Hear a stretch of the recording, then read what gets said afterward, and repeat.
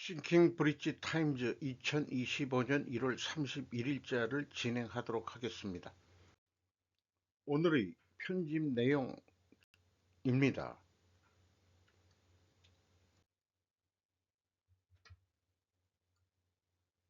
내란죄 기소도 윤 대통령 지지율 50%까지 올라 야당의 극도로 포만한 행위와 이기적인 동기를 깨닫기 시작한 한국 유권자들이란 제목으로 요시다 겐지라는 사람이 1월 30일 11시에 데일리 신조에 보도한 내용입니다. 핵심적인 소제목들을 보자면은 계엄령 선포는 헌법이 정하는 대통령의 고유 권한. 두 번째, 윤 대통령을 체포한 공수처는 관할권이 없다. 세 번째, 공수처의 억지 논란을 용인한 법원. 네 번째, 법률 전문가들 원점에서 불법. 다섯 번째, 탄핵 소추안서 제멋대로 삭제된 내란죄. 여섯 번째, 모든 것은 이재명 대통령과 자신의 이익을 위해. 일곱 번째, 대중의 분노와 위기감이 반영된 지지율 수치다. 이렇게 이러한 내용입니다. 그동안 신조사의 기사를 본 입장에서는 신조사가 상당히 리버럴한 언론사로 제가 인식하고 있었는데, 그런 신조사가 저는 객관적인 기사를 냈다고 보여집니다. 이 사진은 2023년 5월 부인 김건희 여사와 일본 방문한 윤 대통령의 사진을 게재했습니다. 그래서 전반적인 글의 내용은 그 소제목 이하 쭉 그 설명을 해나가고 있는데, 다른 정치적 수단을 다하지 않고 군일 투입한 것은 중대한 판단 착오였다고 이 요시다 겐지 씨도 12월 7일 날 자기가 집필했었다 이렇게 얘기를 하고, 다만 당시나 지금이나 변함없는 본질적 사실이 하나 있다. 계엄령 선포는 국가 최고 통수권자의 재량권에 입각한 지극히 정치적이라는 문제라는 것이다. 전시나 그에 준하는 사태가 존재하지 않는 가운데 계엄령이 중대한 위헌행위, 즉 탄핵 사유에 해당하는지 헌법재판소가 판단해야 할 문제다. 기타 비상사태라는 말이 있죠. 마찬가지로 야당이 주장하는 것처럼 1, 2, 3 계엄령이 내란죄에 해당하는지 여부는 형사법원이 심리할 일이다.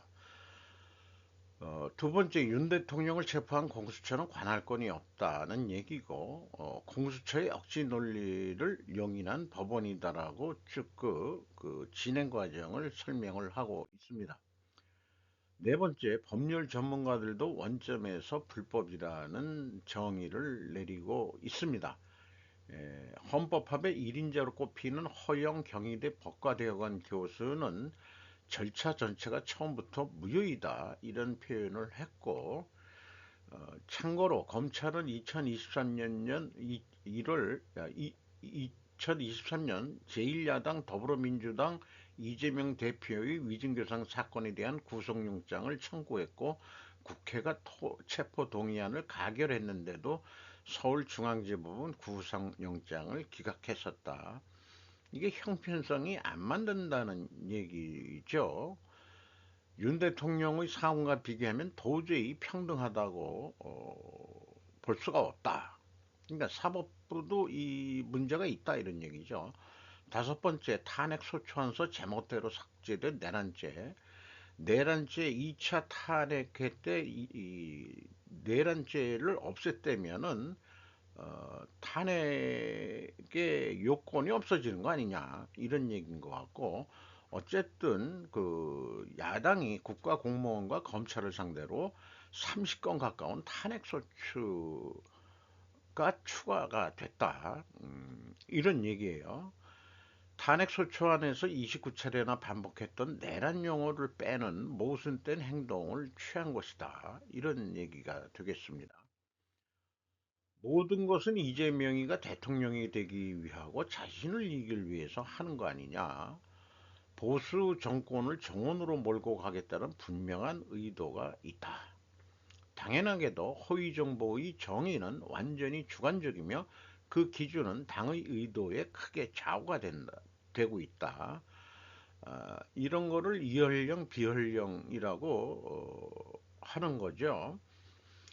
어, 제1야당은 이미 10명의 보수 유튜버와 복수의 여당 의원들도 들을 형사 고발했다. 이런 것까지 대중의 분노와 위기감이 반영된 수치다. 이번에 계엄령 이후 자행되는 그런 진행 사항들의 아이러니컬에도 윤 정권 지지자들을 그 어느 때보다도 결속시키는 역설적 결과를 초래하고 있다. 보다 정확한 분석은 한국 유권자들이 반대 세력의 폭주와 이면에 숨어 있을 동기를 간파하기 시작했기 때문이다. 즉 계엄 사태를 정치적 도구로 남용해 국가 운영과 헌법 질서에 심각한 손상을 주는 행위에 대해 국민의 높아진 분노와 위기감이 반영된 수치다. 그래서 이 일본인은 한국 유권자에게 묻고 싶다. 진정한 반란자는 도대체 누구이냐?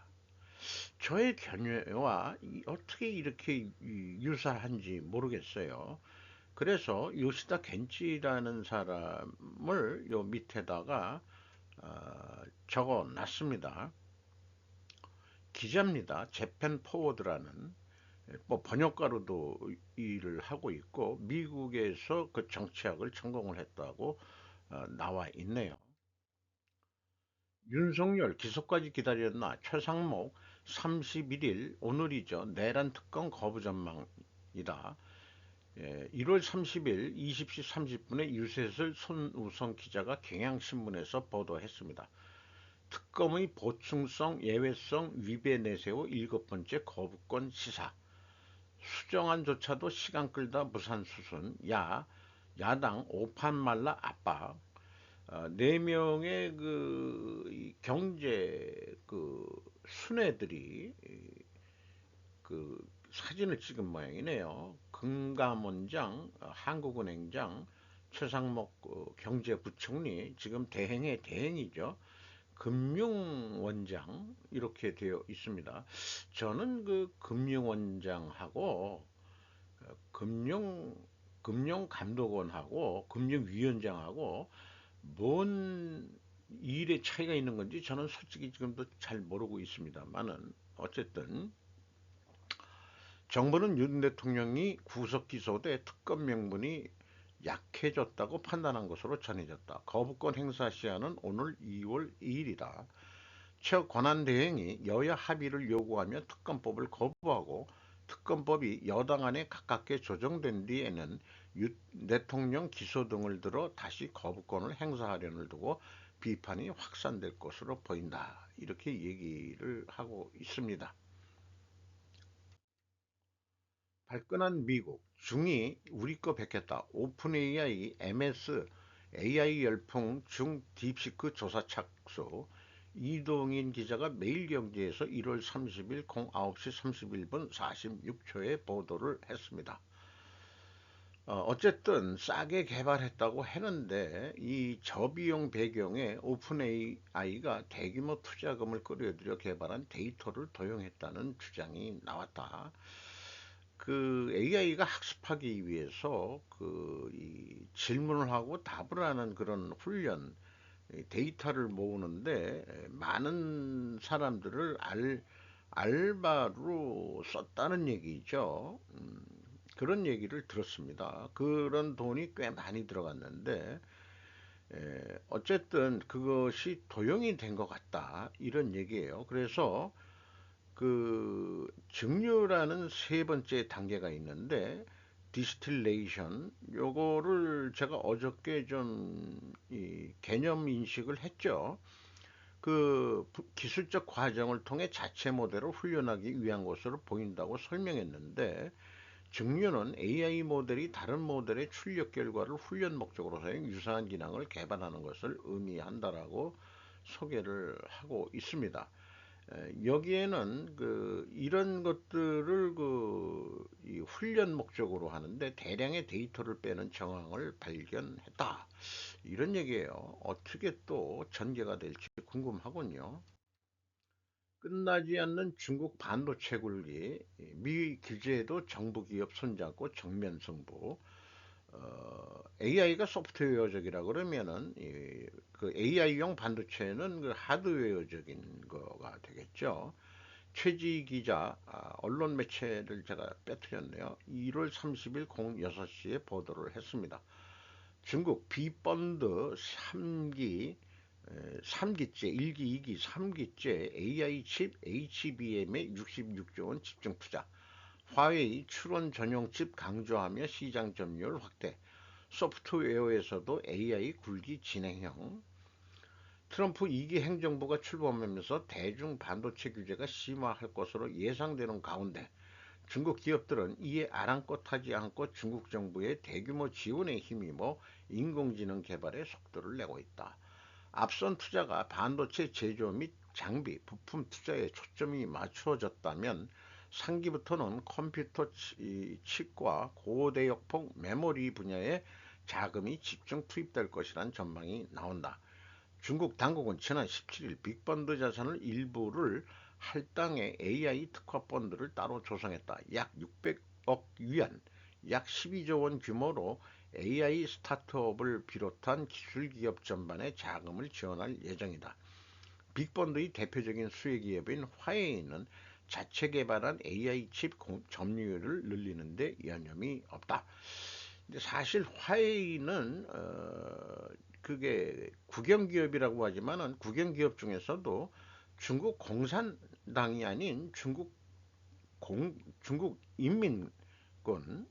인민군 소속이라고 봐야 한다고 그러죠. 어, 그렇게 알고 있습니다. 또 틱톡 모회사는 이게 무슨 댄스 잠깐 잊어버렸는데요. 올해 AI 지출도 여기서도 대폭 늘리고 있다 이렇게 얘기하고 있습니다. 금겹살보다 더 치솟았다. 가격 가장 많이 오른 이 외식 메뉴 짜장면 얘기입니다. 정재영 기자 중앙일보 1월 30일 오전 10시 20분에 보도를 했습니다.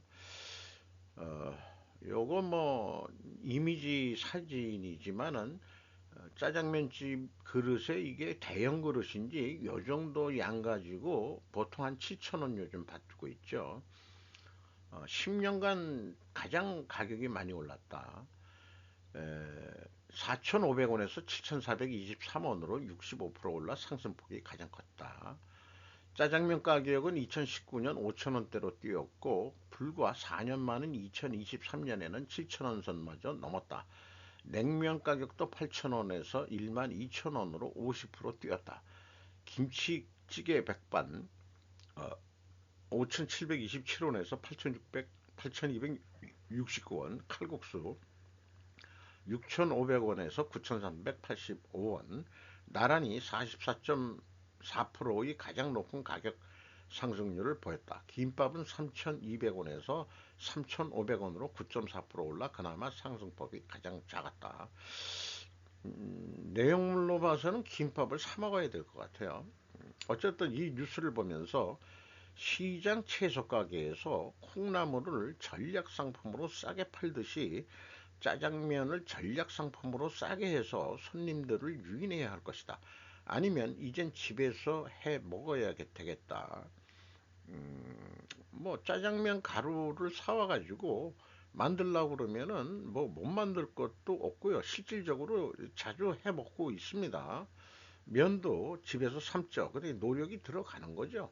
그런 인건비까지 한대면은 요즘 뭐 시내에서 짜장면 7,000원이 싼 건지 비싼 건지 모르지만 일단은 뭐 물가가 엄청 인플레가 됐다는 사실만큼은 맞는 얘기죠.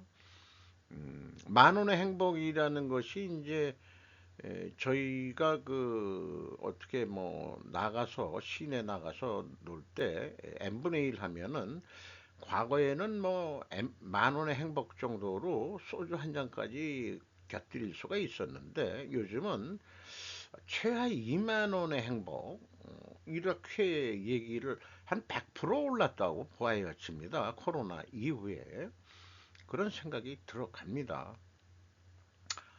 연금은 오른 게 거의 없고요. 오르긴 조금 올랐어도. 그러니까 못 쓰는 거죠, 소비를.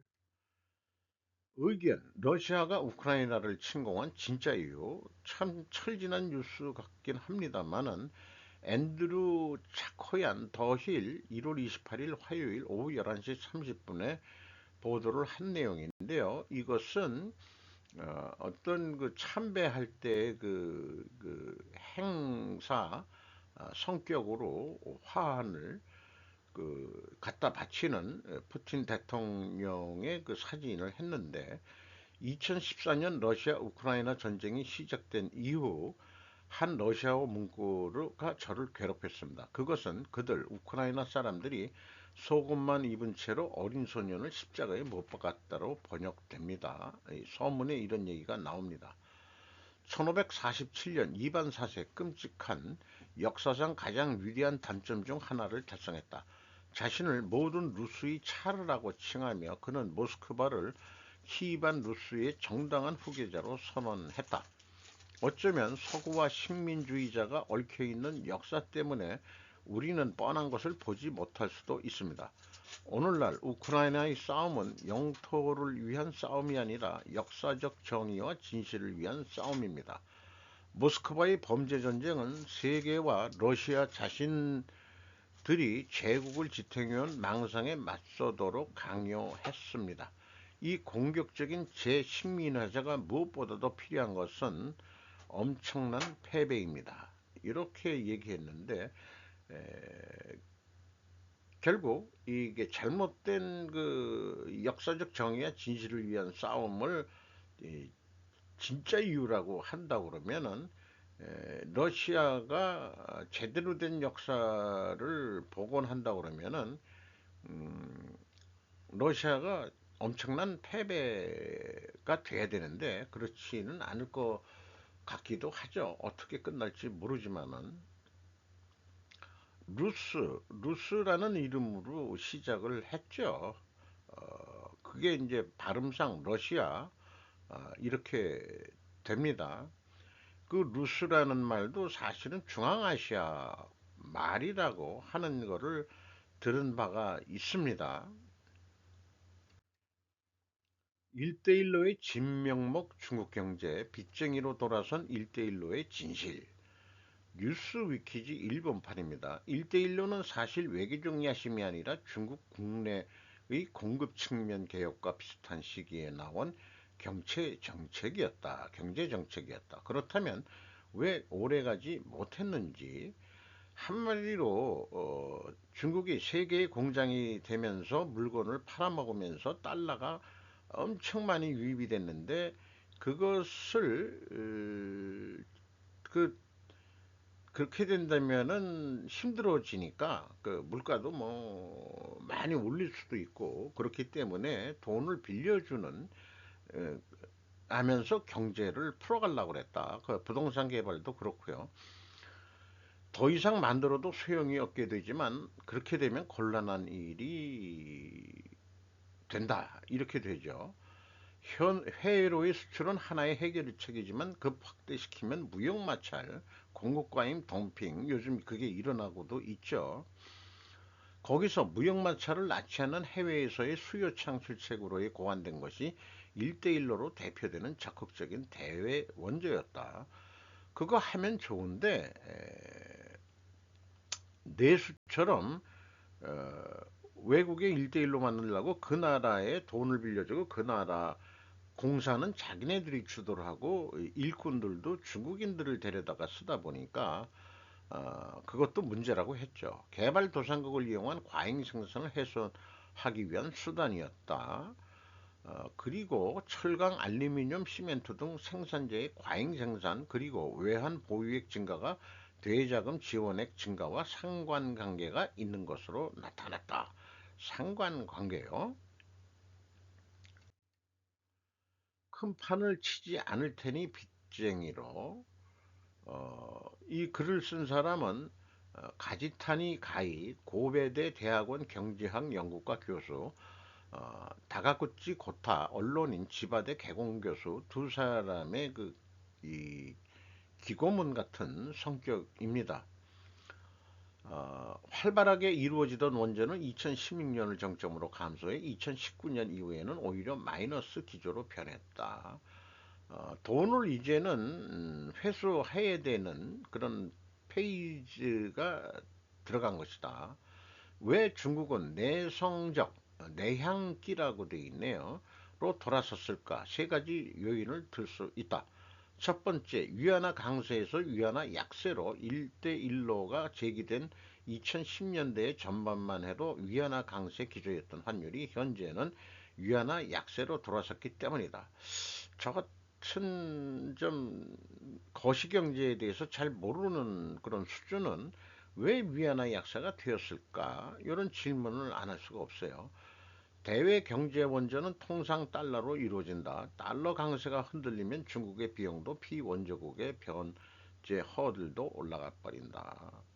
그러니까 이 달러 강세다. 미국이 달러를 그렇게 찍어냈는데도 달러가 강세가 되는 이유를 설명하는 것 중에 하나는 통화 패권이기 때문에 외국에서는 그래서 미국에서 인플레가 일어난다 하더라도 달러의 강세는 약세가 잘 안 된다 이런 얘기들을 해요.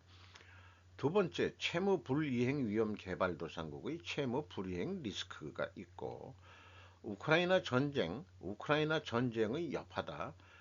개전 후 구미 제국은 러시아의 해외 자산을 동결했는데 이것은 중국에 있어서도 충격적인 사태였다. 중국이 러시아와 우크라이나, 벨라루스에서 실시하고 있는 융자액은 크다면서 중국의 국유은행은 2000년 이후 에너지 관련의 국유기업을 중심으로 누적으로 1250억 달러 이상을 러시아에 융자를 했다는 겁니다. 전쟁과 같은 사고가 일어나면은 이거 돈을 받을 수 있는 거야 없는 거야 이게 이제 또 불안해진다는 얘기죠. 거기다가 피터 자이언은 뭐 딴 거 다 잊어버리고 핵심적인 얘기를 한다면 중국이 이제 내리막길에 들어선다는 것은 우리나라도 똑같습니다만은 중국의 고령화도 저축률 저하가 일으키게 된다 이런 얘기죠.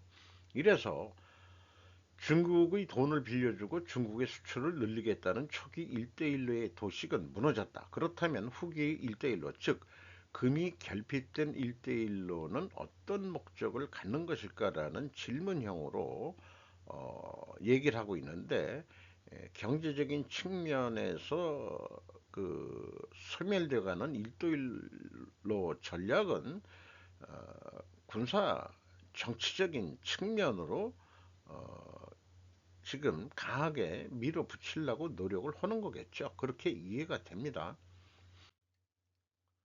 미국 거대 기술기업 트럼프 행정부 무릎 꿇은 진짜 이유.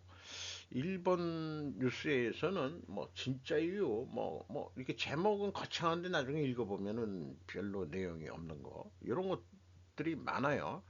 이 어그로를 끄는 그런 제목들이죠. 세리 메구미 언론인 G세대 평론가라고 현대 비즈니스에서 보도를 했습니다. 초부유층의 야망이 트럼프를 이용한다. 요거 결론부터 제가 가져왔어요. 테크놀로지와 인류의 진화를 연구하는 아덴버그 이노베이션 랩의 조나단 타블린 교수는 이러한 테크 빌리어네어들은 모든 인간은 평등이라고 설파한 건국의 아버지 토마스 제퍼슨의 말을 부정해 민주주의의 근간을 위협하고 있다고 비판한다. 실제로 민주주의와 자유는 이제 양립할 수 없다라고 말하고도 있다. 이래시면은 이거 곤란한데 자유를 지키기 위하여는 반드시 민주주의 제도를 해 나가야 된다. 어저께 바로 한 건데 민주주의 제도는 사건 분립, 행정, 사법, 입법, 그다음에 언론, 그것까지 이제 4대 권력이라고 제가 얘기를 합니다만은 지금 이렇게 그 거대 기업들이 뭐 이렇게 간다 그러면은 이거를 테크 빌리어네어라고 얘기하고 있는데 그게 무너진다. 그런 이들의 사고방식은 능력 있는 인간을 최우선한다는 트럼프 대통령의 메리토크라시 정책과도 궁합이 잘 맞는다. 그 정책을 최대한 이용하려는 의도도 역력한다. 암호화폐의 미묘한 입지라고 해서 뭐 하는데 어쨌든 암호화폐를 공식화하고 있는 거죠. 테크 빌리어네어가 가상화폐로 막대한 부를 얻고 정치에도 강한 영향을 끼치게 되면서 그것이 부의 집중과 권력 불균형을 조장한다면 부정적 시각도 강해지고 있는 것이다. 이렇게 얘기를 하고 있습니다. 결론에. 뉴욕 퓨처 랩의 제 세대 젊은이는 이렇게 한탄한다. 부를 재분배하기 위해 개입하는 것은 정부가 할 일이지만 정부 자체가 초부유층 모임이 되어버리면 이제는 어쩔 수가 없지 않느냐. 거대한 실리콘밸리는 트럼프 행정부와 강력하게 연결됨으로써 세계 최대의 경제력과 군사력을 가진 정부를 통제하려 하고 있다. MS라든가 처음에 컴퓨터 나오고 뭐 이를 개인 PC용 만드는 것은 어찌 보면은 리버럴한 사고방식을 가지고 있던 젊은이들이 그들만의 어떤 그 통신 네트워크 페이스북만 하더라도 대학교 동창들끼리 연결하려고 만들어냈던 건데 그런 것들이 이제 리버럴에서 성격이 변했다는 얘기죠. 그들의 천정부지의 욕망이 미국과 세계를 어떻게 움직이게 하는가 앞으로 예의주시할 필요가 있다. 본문 부분 쪽으로 내려가면은 리버럴을 깜짝 놀라게 한 올루가르키 정권, 러시아의 올루가르히를 올리가르키라고 표현하고 있는데 이 현재 그 지금 그 여기에 나와 있는 그 뭐 미국의 그 매그니피센트 세븐이라고 불릴 만한 그런 기업들이 미국의 황금 시대를 그 열어가는 과시하는 듯한 광경이다. 리버럴들이 이 과도 정치의 소수 초부유층에 의한 독재, 러시아의 올르가르히와 동의하다 가시화한 것으로 강하게 비판했지만 동시에 마음속 깊이 배신감을 느끼기도 했다. 왜냐하면 실리콘밸리라고 하면 오랜 세월 리버럴의 아성이었기 때문이다. 테크업계 거대화와 민주당 혐오 이런 얘기로 하고 있고 현재 이런 기업들의 그 독점에 대해서 그 혐의들이 일어나고 있다는 얘기죠. 그래서 바이든 정권은 규제를 좀 강하게 추진했는데 바이든은 아니 이제 트럼프는 그게 아니니까 이제 이 과도 정치 같은 올루가르키 형태의 이 정권이 된 거 아니냐. 세계 특히 중국에 대한 경쟁력을 양화시키는 족쇄가 된다. 이렇게도 표현하고 있습니다. 그 규제를 하면은 바이든처럼 그러니까 중국하고 경쟁하기 위해서도 그 거대 기업들을 규제해서는 안 된다는 게 트럼프 행정부니까 거기에 기대감을 드니까 정치 연구도 많이 하고 페이스북의 그 마크 주버는 에, 당선됐을 때 쪼르르 그 말하라고 해 쫓아가서 무릎 꿇고 형님 잘못했어요 라고 했죠. 자, 그래서 서로는 어떻게 풀었었냐면 AI 경쟁 절대 질 수 없다는 거. 5천억 달러 투자한다는 거. 여기 손정희가 그 대빵이 돼서 추진한다는 거죠. 그런 얘기고 또 이런 표현도 했다는 나오는 얘기죠. AI만큼 편리한 노동자는 없다.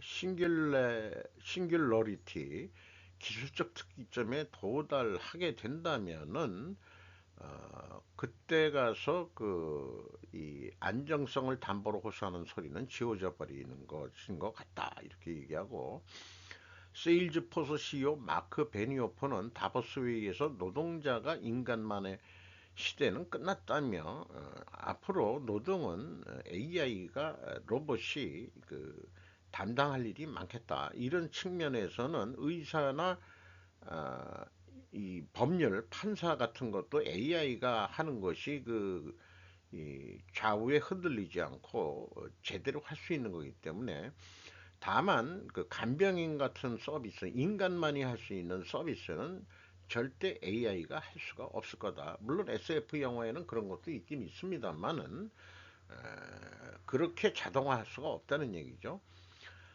그야말로 초부유층이 세계를 통제하는 시대라고 해도 과언은 아니다. 이런 현실인 거죠. 백신만 하더라도 그렇고 지금 소프트웨어, 이 인터넷을 돌리고 이 방송을 하는 어떤 도구들도 다 거대 기업들의 도구를 이용해서 우리는 돈을 쓰고 있는 거죠.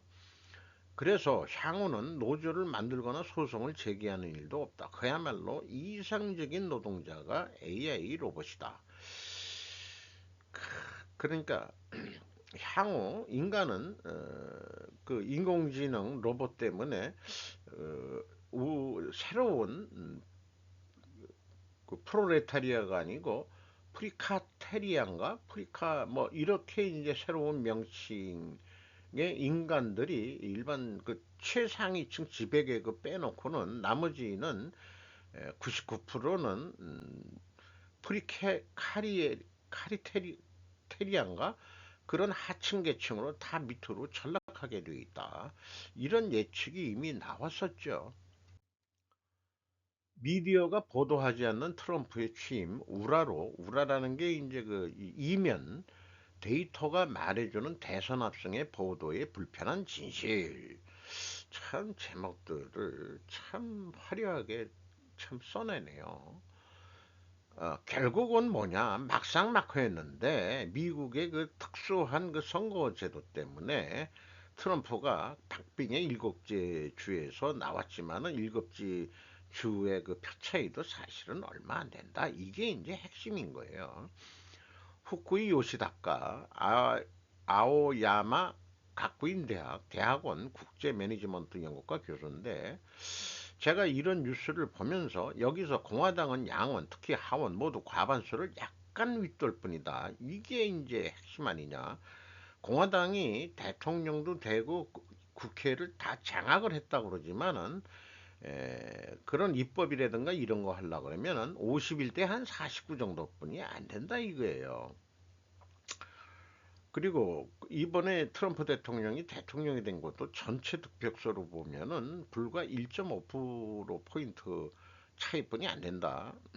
이거니까 한마디로 현재 트럼프가 대통령을 하더라도 반 정도는 다 반대파다 이렇게 봐야 되고 누가 대통령이 되더라도 그래서 제가 느끼는 게 그렇습니다. 대통령제에서 거대 야당을 만들어서 안 된다는 것을 이번 미국 선거를 통해서 뼈저리게 느끼고 있습니다. 한국 국민들은 인식해야 할 것이다. 그렇게 읽힙니다.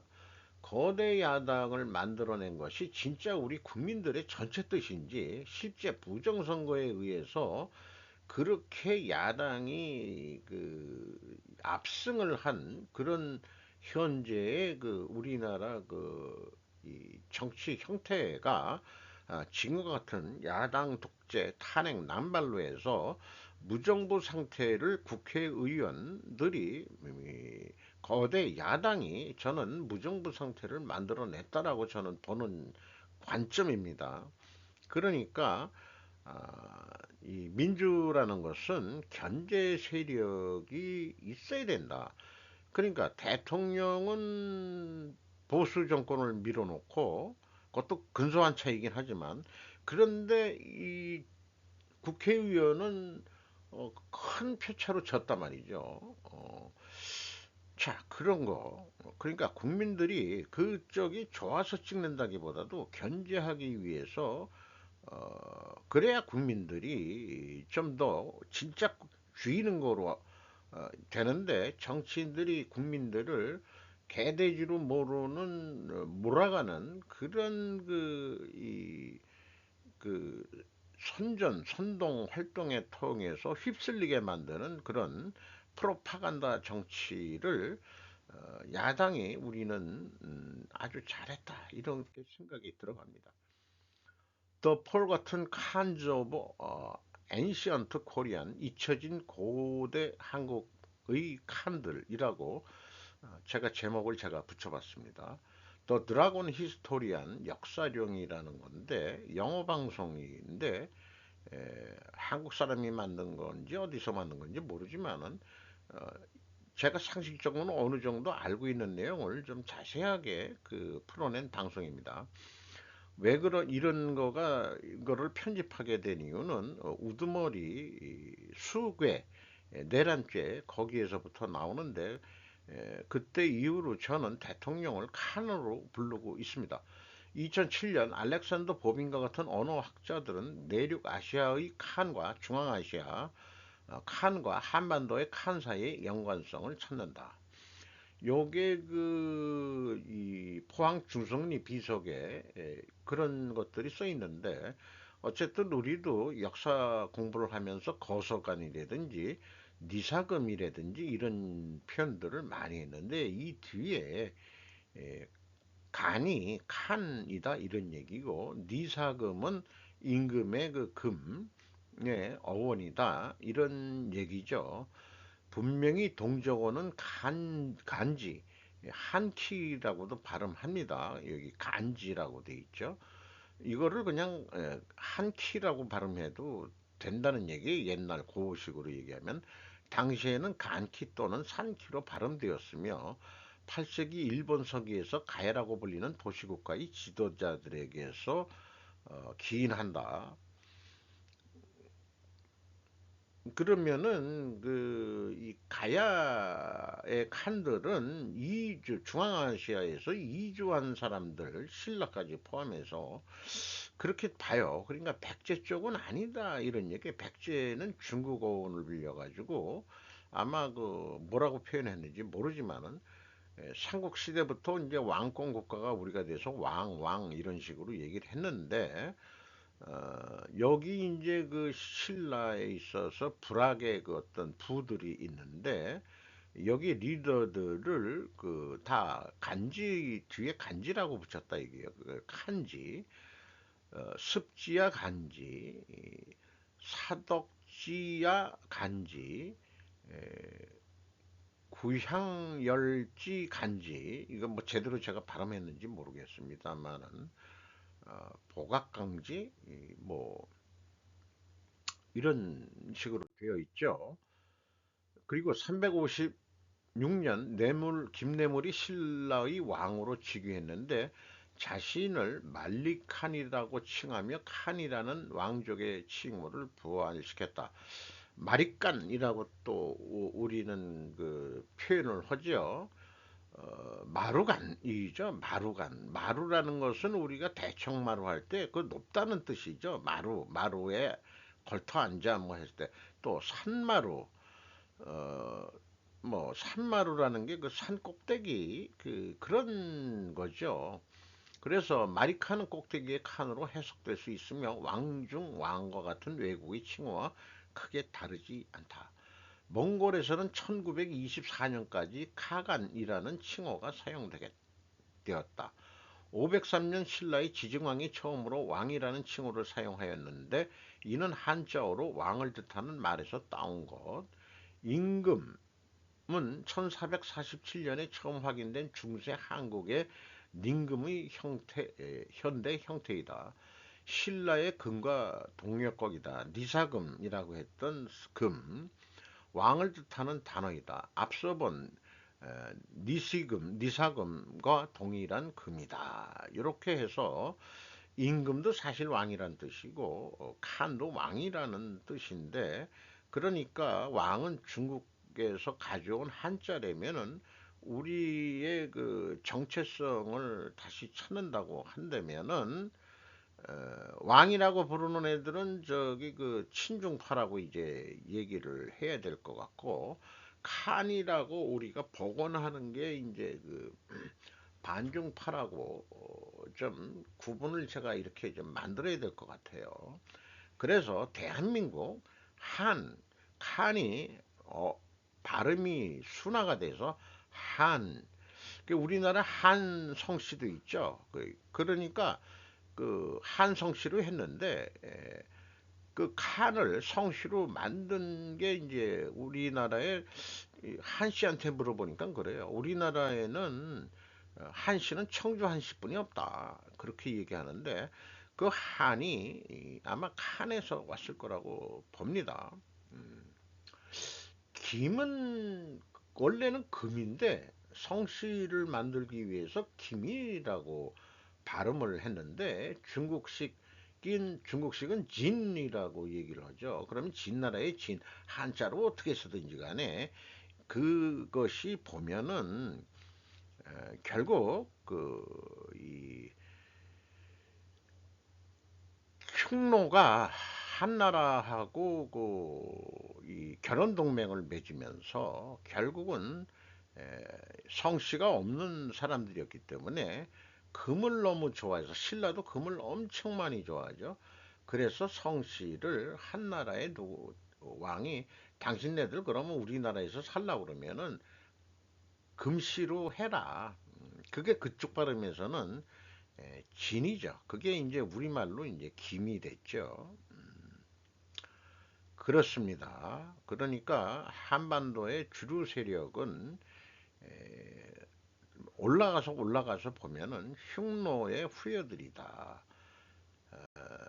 그렇게 봐야 될 것 같습니다. 자, 이상 1월 말일자 싱킹 브릿지 타임즈를 마치도록 하겠습니다. 구독, 좋아요 부탁드리겠어요.